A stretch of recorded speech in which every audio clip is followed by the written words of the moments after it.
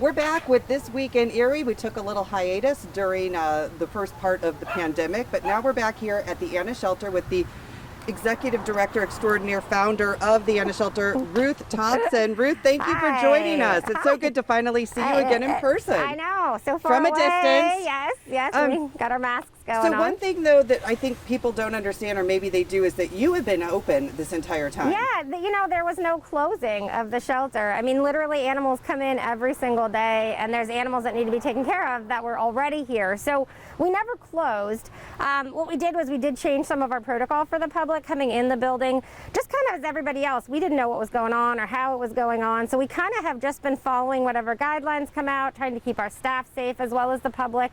We're real fortunate. We average about 60 visitors a day, but it's cramped quarters in there, as you've seen. So we just tried to limit how people were coming in and things like that, but we've never been closed. Well, tell us, if someone is interested in adopting a pet, what is the protocol now? What does someone do? So what we're doing now that it's the green phase, you actually can come up to the door, ask for an application. We review the application. If we have time to get you in, we are doing appointments every half hour. But if there are some openings, you can fill out your application. I did that on Saturday, did 6 adoptions that way, people that weren't really sure what we were doing. And then you can also email in an application, you can fax it in. It helps if you have a specific animal in mind. If you don't, kind of give us a criteria, small, medium, large, what you're looking for temperament-wise. And that way we can kind of limit how much time you spend in the building. And on a day like today, we do everything outside, so it's nice. And right now you have a lot of kittens. We do. I hate to say it, but that's kind of like an epidemic, like a pandemic in and of itself, where we have so many strays. A lot of them are being born under sheds or in somebody's garage. So we're getting a lot of feral kittens in. As of my count yesterday, we had 36 kittens in the building for adoption, and then another 42 in foster. Wow. So it's a lot, and we've been adopting out a ton. Like I said, we did 8 kitten adoptions and 2 cats on Saturday, so that's great. But when there's more that keep coming in, it's kind of a never-ending situation. And information on how to adopt that kitten's all on the website? Yeah, everything's right on the website. What's nice, too, is we do the pediatric spay-neuter. So I hate to say it, but even before they know if they're a boy or a girl, we've already altered them. So, one less cat that can reproduce in the world. Yeah, absolutely. And that's why, too, when someone looks at the cost to adopt a pet, that's taken into consideration. Our adoption fee on the cats is $75. They have at least their first set of vaccines, if not more, depending on how long they've been here. They're parasite-free, both internal and external. They have, a lot of them have been tested for the combo tested with the FIV and FLP. They're spayed and neutered. So all of those services individually, if you took them to your own vet, would run at least $400. Right. So for $75, you're getting a really good bargain. So when it comes to that, though, too, obviously the cost, and you need money, and you haven't been able to have your regular big fundraisers, but you did have that truck food or the Fair Food Fest, which was insane. It was, oh my gosh, over 3,000 people. I have so much, I've always said I have so much respect for the military and police and fire. Man, you food service industry workers, I'll tell you what, I was there for 3 12-hour days, Friday, Saturday, and Sunday. It was a lot of work. So much fun, though. Really amazing and humbling to see the support of our community. It was awesome. We're actually going to do it again, a little different now that we know what we're doing. We should have a smoother process. The line won't be as long, or maybe it'll be as long, but we'll get you through it faster. Right. A little bit different. We're doing a barbecue, corny, but yeah. So it's got like a barbecue theme.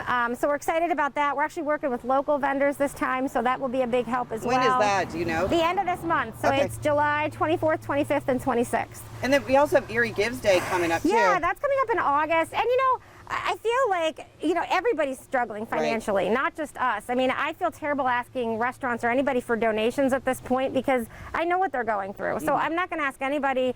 If you can help us, that's awesome, that's great. But, just sharing posts on Facebook. There are other ways you can help us that's free.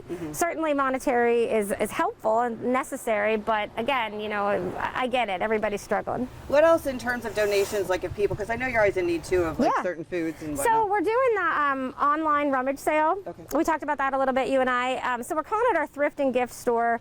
It's all online, and that's been really good. People are still donating items, and we're selling it. And for me, that's a win-win because if I get you know, $300 worth of items donated that then we sell on the thrifting gift. That's $300, and really all I had to do is post it online. So if you have items, I hate to say like big ticket items do help the best, but like people have donated appliances and some of the bigger, more expensive things that we're able to turn around and generate income for the shelter. So that's been a really good fundraiser Especially for with us. people during the quarantine cleaning out. Yeah, it's been fantastic. I have some people like, oh, I'm cleaning out my attic, and you know, bring us a ton of stuff. And for them, it's getting it out of their attic. And even if the shelter makes $10, $20, $50, I mean, that all adds up. So you know, and you've known me long enough. I mean, I'm an every penny counts, one day at a time kind of girl, and shelter. So yeah, whatever people can do to help us out is much appreciated. Anything else you want to get out there? No, I mean, we are doing, I just posted about that Erie's Choice Awards, and I'm not, like, I hate it because I think we're all so important, especially the nonprofits. I mean, we are all so necessary and so needed, but with that being said, it does help me with grant writing, because a lot of the grantors don't know anything about Erie, Pennsylvania, don't know anything about the Anna Shelter. So when I go out there and apply for a grant and I can say to them like, hey, Erie picked us, then it kind of, you know, validates us a little bit in their eyes. And so I do a ton of grant writing. So it does help, and it's a great morale booster for my staff and the volunteers. You know, these guys are so dedicated, so passionate. To have found people that share my heart is amazing. So to kind of give them a boost, like, hey guys, look, you know, the community likes us, they support us, they see what we're doing, and they voted for us. But otherwise, it's not really a competition in my eyes. Okay, but for next, we need to look forward to the Food Truck Festival in a couple weeks. Yeah, there'll be the barbecue in a couple weeks. Okay, Ruth, thank you so much as always for everything, the work you're doing, and for taking time. I know you're busy. Thanks, Ruth, and that does it for this week in Erie.